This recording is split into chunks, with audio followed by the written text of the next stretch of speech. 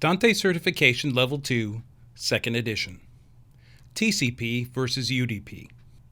Now, I think a lot of people have heard of TCP, but oftentimes they think of it as a synonym for Ethernet, right? They often speak of a TCP IP network. But in reality, it's just one type of connection. TCP transmission acts like a signature-required mail. When we send a message using TCP, we get a confirmation that it was received at the destination. UDP transmission is more like first-class mail. We simply put our message on the network and we trust that it gets delivered. Now, when people hear this, they assume that that means UDP is a lesser form of communication, like it's less reliable. But in reality, it's just a different tool for a different job. Let's take a quick look at each. So as we said, TCP gives us confirmation that the packet was received. And that's appropriate when communications are likely to be interrupted, say when you go across the internet. In that case, we have no control over traffic patterns there, and thus we might lose some data. TCP is interesting when a missing packet would invalidate data. For instance, if you're downloading a rather large file and missing a single packet would invalidate the entire download, TCP is a very interesting solution. TCP is also interesting if timely delivery is just a convenience, not a necessity. See, the idea of getting a confirmation is great, but it has side effects of its own. While we get a confirmation that a packet was received, we likely won't get anything if a packet was dropped or lost. So when TCP transmits a packet, it sets a timer. If the confirmation hasn't been received by the time that timer expires, then it transmits it again and resets the timer. Now think about this in a real-time application. For this to be useful, your latency has to be long enough to accept multiple transmission times. And ultimately, you're going to have to decide how many transmissions are going to be allowed. Now, the most likely cause of packet loss is network congestion. So the overhead of the confirmation messages, and even more so, the retransmittals of the content itself, will likely make things worse.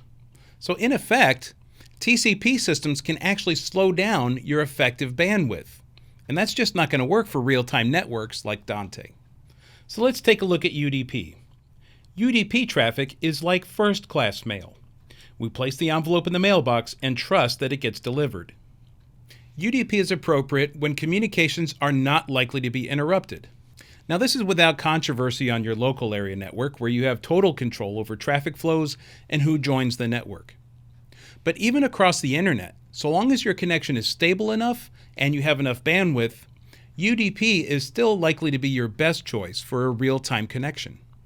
UDP is appropriate when a missing packet in a sequence can be overcome using error correction. Error correction is a standard part of every digital audio and digital video link. AES-3, MADI, SDI, none of these systems have the ability to verify that data was received at the other side. They simply transmit it across the cable and trust that it's received properly. And it's worth noting that you don't need to guess on your network performance. Dante devices and managed network switches alike can track network performance, showing whether there are any dropped packets. In Dante Controller, you can look in the Latency tab. You'll see this shows statistics for late packets. Frankly, whether it was late or whether it never arrived at all, it'll show up here.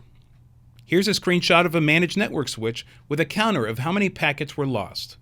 Again, we should expect a count of 0, especially on your local network. Now for a case study, let's look at a festival situation. A stage like this might host 48 bands in the course of 3 days, and usually a stage like this will consist of 2 systems. One of them is running the band that's currently playing, while the other one has the prior band disconnecting and the next band setting up. And then when the band that's currently playing finishes, they just swap over. Even in a situation like this, you should expect no drop packets. Let's see what that setup might include.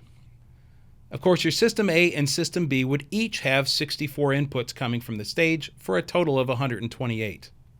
They would link to their own front of house and monitor consoles, so those engineers can pre-dial their show as well. Sometimes there's a console that'll manage the flip for you, as well as provide paths for the MC mic, background music and paging, and things like that. And of course, you've got all the amplifiers for the PA and the monitor system. So all of this is running together on the same network, And again, you can check your stats. You'll find no dropped packets. So UDP is the right tool for real-time networks.